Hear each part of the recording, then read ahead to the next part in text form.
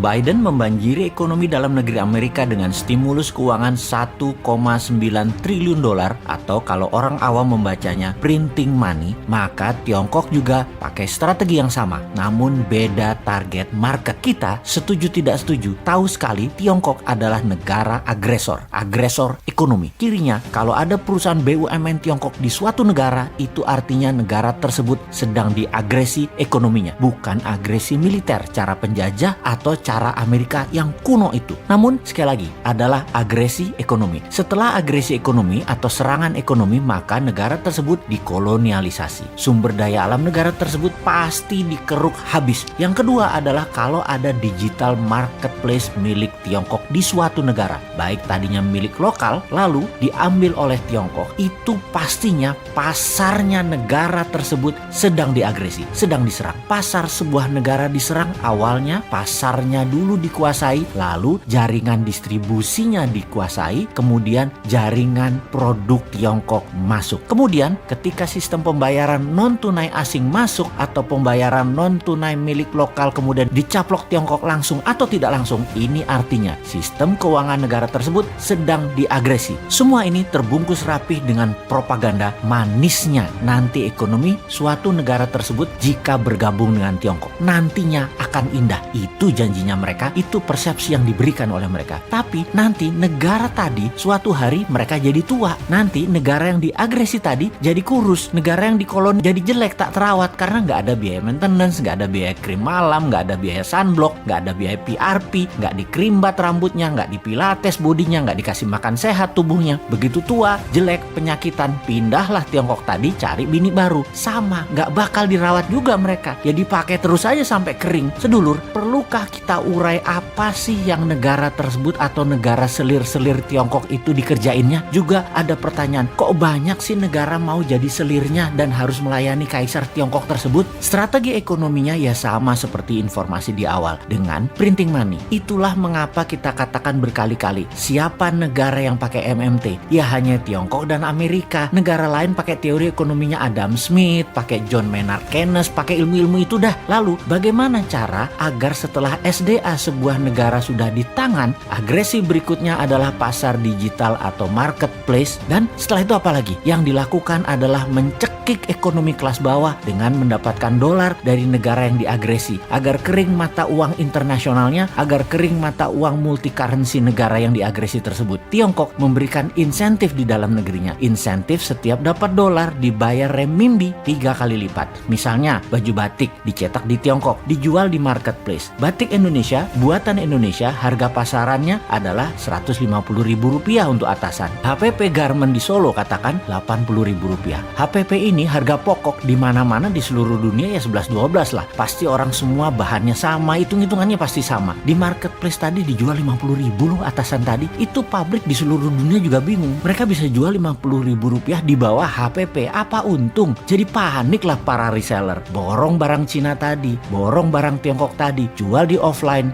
jual di online, di tempat lain harganya Rp80.000. Pabrik di Pekalongan, pabrik di Solo, pabrik di Bandung, kemudian ya mati bertumbangan. Produksinya nggak ada yang nelen, nggak ada yang beli. Itulah strategi membunuh produksi, membunuh ekonomi UKM di sebuah negara. Lalu si pengusaha Tiongkok yang dapat $4 per baju tadi, untung dagangnya bagaimana? Oh ya rugi kalau secara dagang. Modal dia kan tetap aja Rp80.000. Tetapi ketika $4 tadi uangnya masuk ke Tiongkok oleh pemerintah Tiongkok, dolar tadi bukan diberikan dolar, tapi diberikan renminbi yang nilainya 3 kali lipat dari nilai yuan terhadap dolar, alias mereka dapat sekitar $12 atau Rp150.000. Jadi modal tetap Rp80.000, jual dapat Rp150.000 karena dolarnya dikali 3 kan terhadap renminbi. Ya untung juga pedagangnya. Di sini dolar masuk Tiongkok dan renminbi dicetak aja, kasih ke rakyatnya sendiri. Toh untuk sektor produksi, Tiongkok print money renminbi 3 kali lipat transaksi dolar masuk ke Tiongkok. Itu kuncinya. Disinilah pedagang untung, underlying printing renminbinya ada dua. Satu, dolar yang nilainya sepertiga, sisanya manufaktur Tiongkok, sektor produktif, nggak bakal inflasi. Itulah teori MMT. Dengan satu strategi printing money, Tiongkok dapat dolar, Tiongkok dapat meningkatkan produksi, Tiongkok mematikan UKM negara koloninya, dan bisnis Tiongkok terus menyedot wilayah-wilayah lainnya lagi. Simpel kan bernegaranya mereka? Kok beginian aja nggak bisa ditiru sih? Tempe bener. Nyampe nggak sih ilmu beginian ke pejabat ekonomi dan keuangan negara? Oke lah, sing sabar ya kaum new mind. Kita nonton aja old mind mainin negara. Walau nggak enak nontonnya, agak wagu, kikuk.